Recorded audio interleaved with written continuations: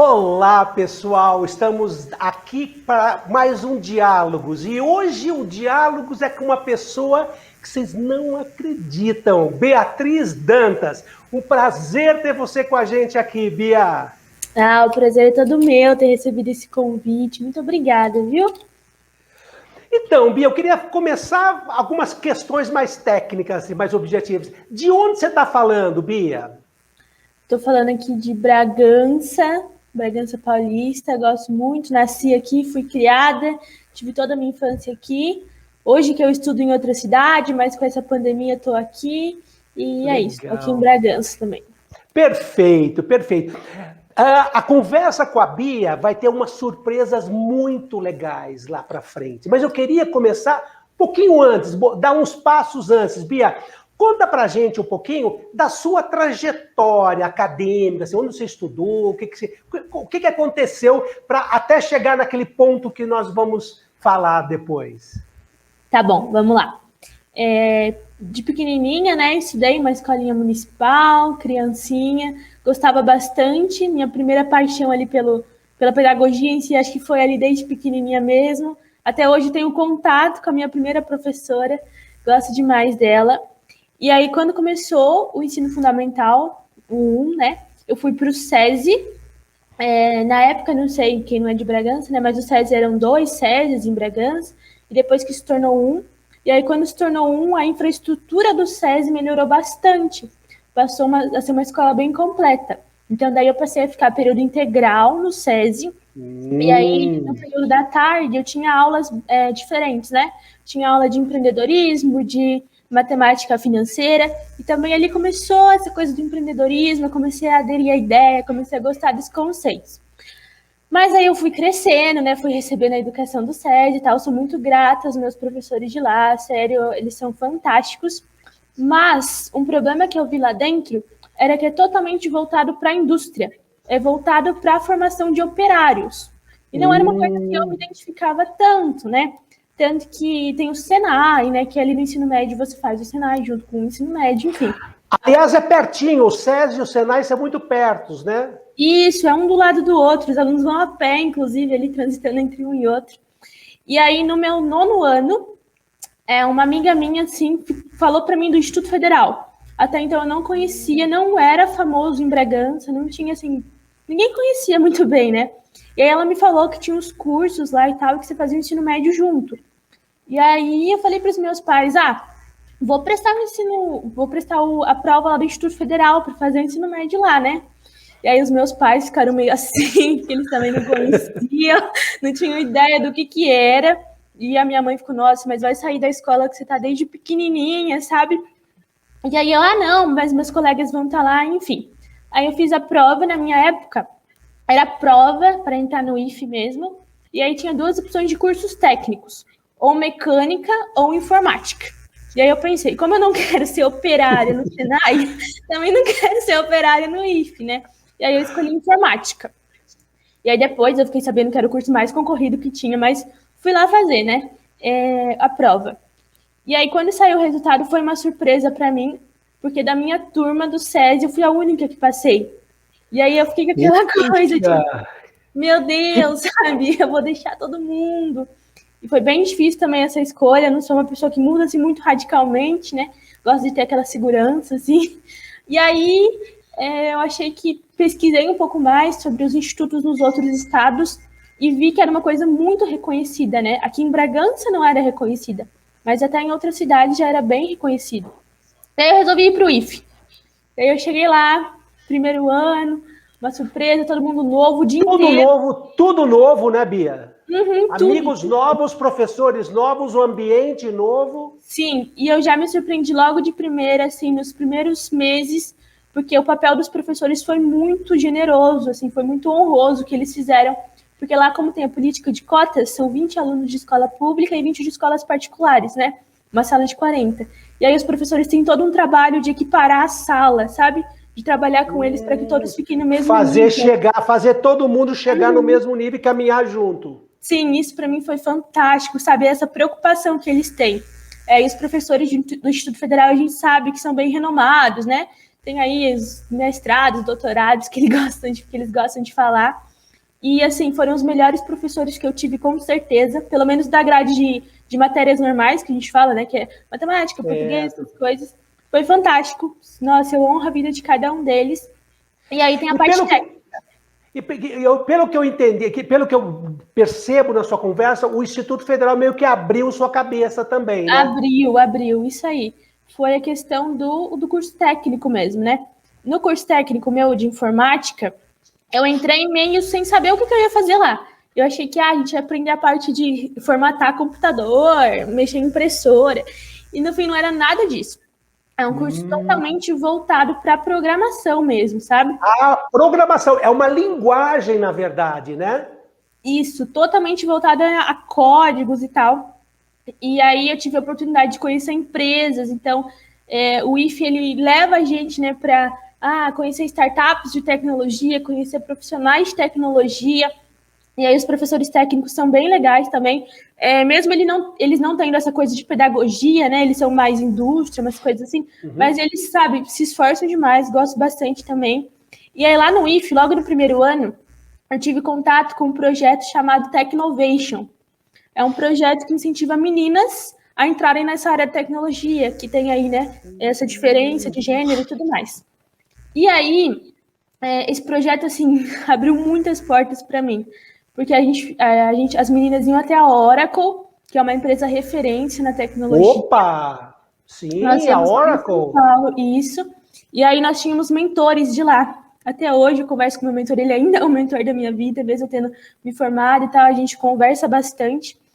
E foi demais. E ali a gente aprende a criar aplicativos, e não são só aplicativos, assim, né? São aplicativos voltados para solucionar algum problema social. Então, o primeiro aplicativo que eu criei, que a minha equipe criou, né, era sobre um teste vocacional para as mulheres. Então, é porque era nosso problema, né? A gente estava ali no ensino médio, não sabia o que fazer de faculdade. A gente falou, não, se é um problema nosso, deve ser de mais gente, né? E aí foi isso. E aí, no meio desse caminho, outro lado bom do IFE é que ele oferece projetos de extensão e de iniciação científica logo no ensino médio. Isso, assim, não é qualquer escola do ensino médio que oferece, né? E aí eu resolvi abraçar isso também, me esforcei para conseguir. E aí eu consegui um de iniciação científica e alguns de extensão. E um dos de extensão, eu dava aula de programação para crianças. Um período dava para crianças e o outro dava para idosos. E ali eu falei, nossa, que demais isso, né? Que fantástico esse mundo de dar aula para as crianças, sabe? De tecnologia, de ensinar a programação que eu estou aprendendo. Me fala uma coisa, Bia, as crianças iam para o IFE ter aula com você ou você ia em algum lugar dar aula para elas? Elas iam. A infraestrutura era do As crianças iam no Instituto Federal. Isso, a ideia era usar o próprio bairro ali, né, que é o São Miguel aqui, para as crianças irem e tal. E foi bem legal, fiquei lá por 4 semestres dando aula para as crianças. Muita experiência legal, as crianças saíam com projetos que também solucionavam problemas sociais, aí a bagagem que eu trouxe lá daquele projeto, Technovation e tal. Então a gente aplicava tudo ali. Era fantástico, foi fantástico. E aí eu parei para pensar que era aquilo que eu queria fazer, sabe? Eu queria ensinar a tecnologia para as crianças e para quem eu pudesse ensinar. E aí foi quando eu conversei com o meu mentor da Oracle, o Daniel, e ele me falou, por que você não abre um projeto, né? Por que você não inicia um projeto pessoal para isso? E foi quando o Programente começou. Programente é de programação e mente de mentalidade, né? E aí foi aí, graças ao IFE, graças a todo esse incentivo que eu tive lá dentro, os professores incríveis. E aí eu percebi que eu já tinha parte de tecnologia, me formei, sou programadora, sei fazer esses códigos aí. E aí eu percebi que para lidar com crianças, eu precisava da pedagogia. E aí eu pensei, deixa só não te deixar avançar, porque eu quero esclarecer uma coisa. Conta pra gente o que é o Programente. Tá. O Programente, ele surgiu como um projeto para ensinar programação para as crianças. Perfeito. Então, é um programa... Ele é um aplicativo também, Bia? Não, está em desenvolvimento o aplicativo, mas ainda não é. Mas então é um projeto para ensinar programação para crianças. Isso. E aí tem toda uma questão de uso de telas. Então, como uma criança de 5 anos, não é recomendável que ela use telas. E aí a gente ensina que dá para programar, dá para ensinar códigos sem telas, porque é mais sobre a maneira que você pensa do que sobre o que você digita. Então a gente tem todo esse trabalho assim com as crianças. Perfeito, legal. Bom, daí você falou que você percebeu que para trabalhar com criança tinha um elo aí que estava perdido, né? Faltava alguma informação. Sim, faltava pedagogia, né? E aí eu decidi o meu curso. Então aquele problema de que curso vou escolher do teste vocacional também estava solucionado. E aí, como o IFE tem um grande incentivo para as universidades públicas, né? Então a gente estuda bastante, faz bastante questão de FUVEST, Unicamp. Eu falei, não, vou para a Unicamp, então, vou testar a Unicamp. E aí eu estudei bastante, totalmente voltado para o vestibular da Unicamp, tanto que eu nem tentei outros, só fiz o da Unicamp, falei, não, vou focar nesse e vai dar certo. E aí eu consegui, fiz a primeira e a segunda fase, deu tudo certo, entrei, e aí parecia um sonho, né? Nossa, eu estava na Unicamp. Infelizmente, eu só fiquei lá 1 semana e meia de aula presencial e veio a pandemia em 2020, né? Mas aí a gente está aí no online, que é mais ou menos, mas a gente está aí. Os professores também são fantásticos, extraordinários, e agora eu estou conseguindo organizar melhor as minhas ideias da programação junto com a pedagogia, e está tudo caminhando melhor, assim, com mais capacitação, né? Puxa, que legal, Bia, que legal ver o seu projeto, assim, como os problemas foram aparecendo e na medida que o problema aparecia, surgia o caminho a seguir, né? Sim, é isso. Legal. Uma frase que eu ouvi uma vez é que a gente não pode esperar esperando, né? A gente tem que esperar a resposta vir se movimentando. E aí, conforme eu estava abraçando projetos e tal, aquela resposta do, poxa, mas o que eu vou fazer, sabe, de faculdade? Ela veio. É movimento. Na verdade, a resposta estava diante de você. Ela se apresentou para você, né, Bia? Sim, sim. Puxa, que legal. Ampliando um pouquinho, Bia, porque fiquei muito... Uma coisa que me tocou muito, assim, foi toda a sua preocupação, que já vinha lá daquele projeto anterior, né, assim, de você desenvolver um aplicativo que vai tentar resolver ou equacionar um problema, uma questão social, quer dizer, já voltando para a comunidade, voltando para o social, né? Então, eu queria trazer essa questão dos jovens, né? Dos jovens de hoje. Como é que você vê, Bia, essa questão do projeto de vida? Os jovens têm um projeto de vida, Bia? Como é que você vê essa questão? Então, é bem difícil responder isso. Eu acho que vai muito da influência que esses jovens têm, sabe? Eu acho que falta muito incentivo por parte das escolas, das universidades, de extrair mais dos jovens, sabe? Porque ele tem vontade, mas às vezes não tem direção. Por exemplo, como esse projeto do IFE, o Tech Innovation, ele era voltado para meninas, a gente percebe uma grande diferença entre as meninas e os meninos do IFE. Então, assim, as meninas, na hora de desenvolver projetos, a gente já tinha técnicas que a gente tinha aprendido com o Tech Innovation. Então, vamos fazer um brainstorm, vamos fazer um Canva de negócios, essas coisas a gente foi aprendendo lá, entendeu? Coisa que os meninos não tiveram, porque era um projeto... Então, vocês tinham ferramentas para trabalhar essas questões todas, né? Como você falou, você já deu uma sequência de etapas. Você faz um brainstorming, daí você faz um Canva e daí vai. Quer dizer, tem um processo que os meninos não tinham, então. Isso, e aí meio que a gente que acabou ensinando, então, como os grupos eram mesclados, as meninas estavam ali, aí mostrava para os meninos como é que faziam, no final deu tudo certo, também a gente conseguiu transmitir essa experiência que a gente teve para eles. Mas é isso, sabe, eu sou muito grata ao IFE, e eu vejo uma grande diferença na mentalidade mesmo, por exemplo, dos meus amigos que ficaram no SESI, sabe, até hoje a gente conversa e eles não sabem a importância de um projeto de pesquisa, sabe, de uma iniciação científica, o IFE é a minoria, né? A grande parte da galera do ensino médio não tem acesso a esse tipo de coisa e não é instigada a pensar em soluções para a comunidade, né? Para soluções tecnológicas mesmo. Então, eu acho que falta, é uma questão de incentivo das próprias escolas mesmo.